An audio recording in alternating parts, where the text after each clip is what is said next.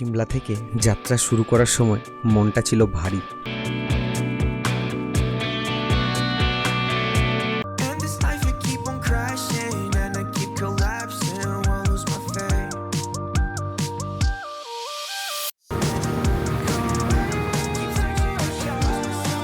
সব মিলে স্বপ্নটা যেন একটু একটু করে দূরে সরে যাচ্ছিল।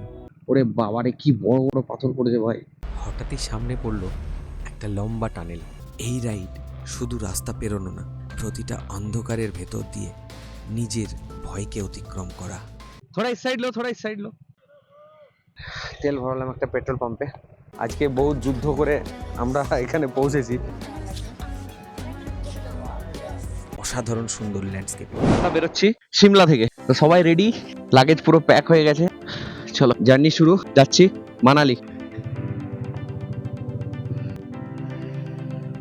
আজকে স্যাডেল ব্যাগটা আমার শিফট হলো সুইফটে, না হলে আমার অসুবিধা হচ্ছিল। অত লোড নিয়ে, মানে ভালোই লোড পড়ছে গাড়িতে, তো আজকে অনেক জায়গায় আমরা খারাপ প্যাচ পাবো যেগুলোতে লোড নিয়ে সমস্যা হবে। তার জন্য আমি সুইফটটাতে তুলে দিলাম আমার স্যাডেল এবং ল্যাপটপের ব্যাগটা। আমার কাছে শুধু থাকলো টপ বক্স আর ট্যাঙ্ক ব্যাগ। সেকেন্ড গিয়ারে গাড়ি চলে যাচ্ছে আরামসে, অনেকটা খাড়া রাস্তা হলেও এখন লোড নেই গাড়িতে। যাই হোক, আমাদের প্ল্যান লাস্ট অব্দি হচ্ছে মানালি হয়ে আমরা আবার ঢুকবো জিসপা, কারণ মানালির রাস্তা খুলেছে। এই ভরসায় আমরা এখান থেকে 260 কিলোমিটার প্রায় যাবো আজকে মানালি।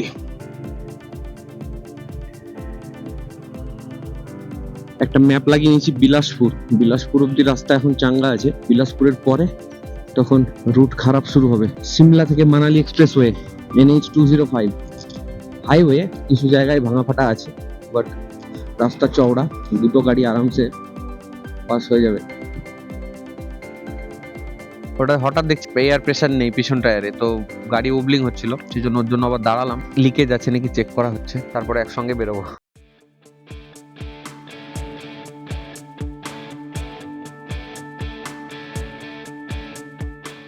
ল্যান্ডস্লাইডিং জোন, এখানে স্লাইড হয়েছিল, পরিষ্কার করা হয়েছে, দেখতে পাচ্ছ তোমরা। উপর থেকে পাহাড় পড়ে যেতে পারে। এরকম রিস্কি রাস্তা যে কত পার করেছিলাম পরশুদিন, 100টারও বেশি ল্যান্ডস্লাইড দেখেছি চোখের সামনে। এইসব কি ল্যান্ডস্লাইড, একটা রাস্তাতেই 50-60টা ল্যান্ডস্লাইড, সব জায়গায় ছোট ছোট ছোট ছোট করে পাথর পড়ে। সিমলা থেকে যাত্রা শুরু করার সময় মনটা ছিল ভারী। এতদিনের অনিশ্চয়তা, ল্যান্ডস্লাইডের ভয়, সব কিছু মিলিয়ে আমরা প্রায় হাল ছেড়ে দিয়েছিলাম। কিন্তু হঠাৎ খবর এলো মানালি যাওয়ার রাস্তা খুলে গেছে। সেই মুহূর্তে যেন সব ক্লান্তি, ভয় একসাথে উধাও হয়ে গেল। গাড়ি এগোতে শুরু করতেই আবার ফিরল সেই পুরনো উত্তেজনা। পাহাড়ের পথে আমরা শুধু এগোচ্ছিলাম না, ফিরে পাচ্ছিলাম আমাদের হারানো আনন্দও।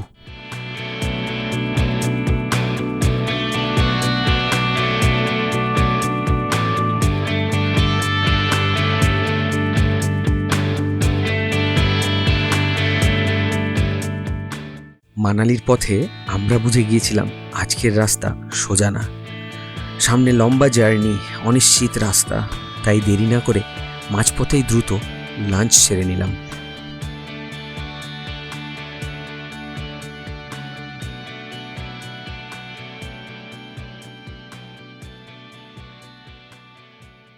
লাঞ্চ সেরে নিলাম আমরা একটু অ্যাডভান্স, কারণ আমাদেরকে অনেকটা জার্নি করতে হবে এখন। একজন আইসক্রিম খাবো বলে ঢুকেছিল, কিন্তু আইসক্রিম পাইনি। অবশেষে বেরোলাম আবার।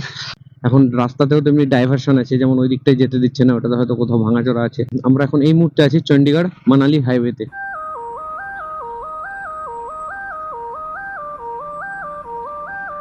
I keep hesitating, life it kept going wrong, kept going wrong. Stuck inside this cage I made for way too long, for way too long. Now I'm staring at the starlight, waiting for directions, got in the way. And this life it keep on crashing, and I keep collapsing, won't lose my faith.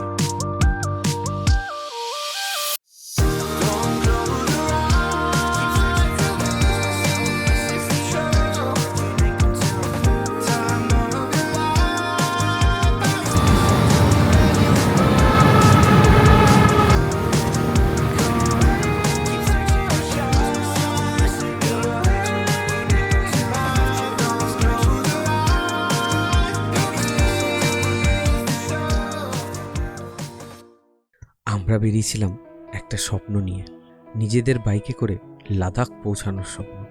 দিন কেটে গেল, 1 দিন 2 দিন, তারপর 4 দিন 5 দিন, চেষ্টা কিন্তু চলতেই থাকলো।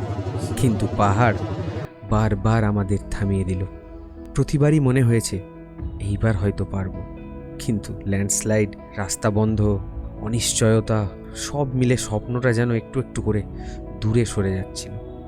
যখন খবর পাওয়া গেল মানালির রাস্তা ওপেন হয়ে গেছে, সেই মুহূর্তটা ভাষায় বোঝানো সম্ভব না। এই অনুভূতি শুধু তারাই বুঝতে পারবে যারা হাল ছাড়েনি। বাইক স্টার্ট হলো আবার, ইঞ্জিনের আওয়াজে ফিরে এলো সেই হারিয়ে যাওয়া বিশ্বাস। রাস্তাটা এখনও কঠিন, কিন্তু মনটা একদম পরিষ্কার। এবার আমরা যাবই। এ যাত্রা শুধু রাস্তা পেরোনোর না, এটা নিজের স্বপ্নকে আবার নতুন করে বাঁচিয়ে তোলার গল্প। এই যে স্লাইডিং জোনটা, এতগুলো ধস এখানে হয়েছে, ভেঙে পুরো ঢুকে গেছে এই দিকটায়।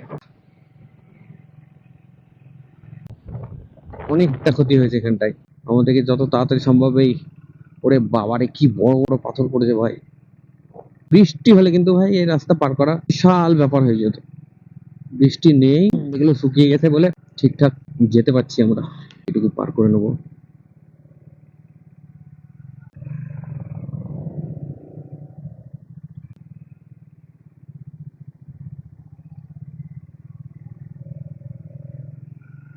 যাক, মানালির পথে হঠাৎই সামনে পড়ল একটা লম্বা টানেল।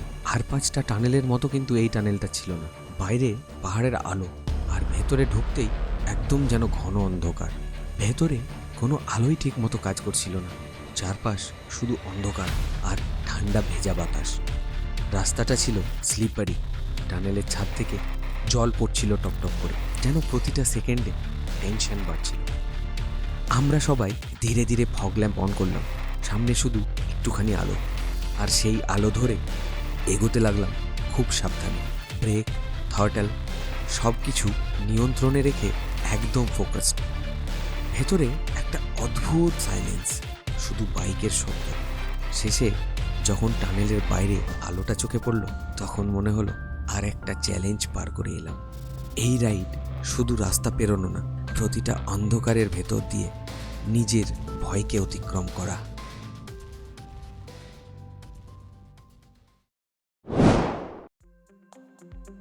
অন্ধকার সেই লম্বা টানেলটা পেরিয়ে যেন এক অন্য জগতে ঢুকে পড়লাম আমরা। চারিদিকে পাহাড়, ঠান্ডা হাওয়া, আর সামনে নতুন পথের ডাক। টানেলের ভেতরের সেই নিস্তব্ধতা আর অজানা ভয় কাটিয়ে যখন বাইরে এলাম, তখন মনে হলো এই তো মানালি আর খুব দূরে নয়। রাস্তা বেশ ভালোই ছিল, যদিও কিছু কিছু জায়গায় ভাঙা অংশ চোখে পড়েছিল, কিন্তু তাতে আমাদের থামানো যায়নি। প্রতিটা মোড়, প্রতিটা পাহাড়ি বাঁক যেন আরও কাছে নিয়ে যাচ্ছিল আমাদের স্বপ্নের গন্তব্যে। চলো উঠে যাও উঠে যাও। খুব খারাপ প্যাচ এটা, এটা পার করতেই হবে, কারণ এটা পার না করতে পারলে সারা রাত্রেও ঢুকতে পারবো না। এত বড় জ্যাম এটা একটা।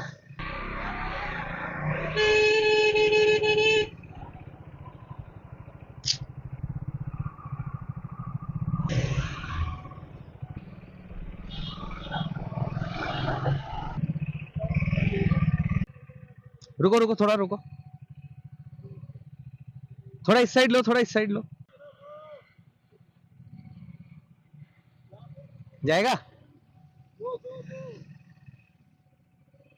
नहीं जाएगा शायद। যাচ্ছে? এখানে শুধু আপেল দেখতে পাচ্ছ তোমরা, গাছে পাতার চেয়ে আপেল বেশি ধরে আছে ভাই। তাড়াতাড়ি বেরো, এগুলো পার করে বেরো।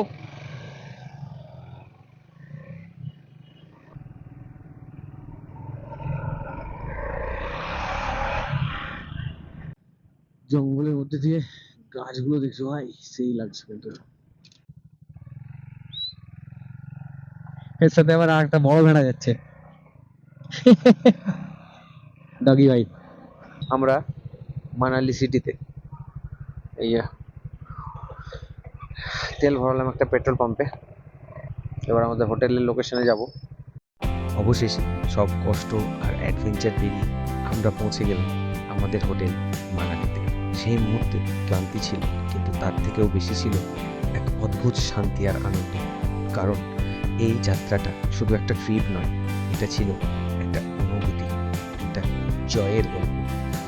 এখন আমরা পৌঁছে গেলাম মানালি আমাদের হোটেলে। হোটেলটা তোমাদের দেখাচ্ছি, এই দেখো, এটা হচ্ছে বেড, এটা হচ্ছে ড্রেসিং এর জায়গা, একটা আয়না দেওয়া আছে, একটা টিভি আছে, বাইরে আছে ব্যালকনি, ব্যালকনি থেকে ভিউ। আর সবচেয়ে মজার ব্যাপার হচ্ছে বাথরুমটা দেখো, এই দেখো হচ্ছে বাথরুম। খুব সুন্দর সাজানো গুছানো একটা হোটেল। এখন হবে রেস্ট, এবার কালকে আমরা বেরোবো জিসপা। তো মানালির ম্যাল মার্কেটে আমরা এসে গেছি। আজকে বহু যুদ্ধ করে আমরা এখানে পৌঁছেছি। রাস্তা তো জানোই তোমরা ভাঙা, তো এখন আমরা শরীর আমাদের চলছে না, তবুও কিন্তু আমরা ঘুরে বেড়াচ্ছি একটু মার্কেটে।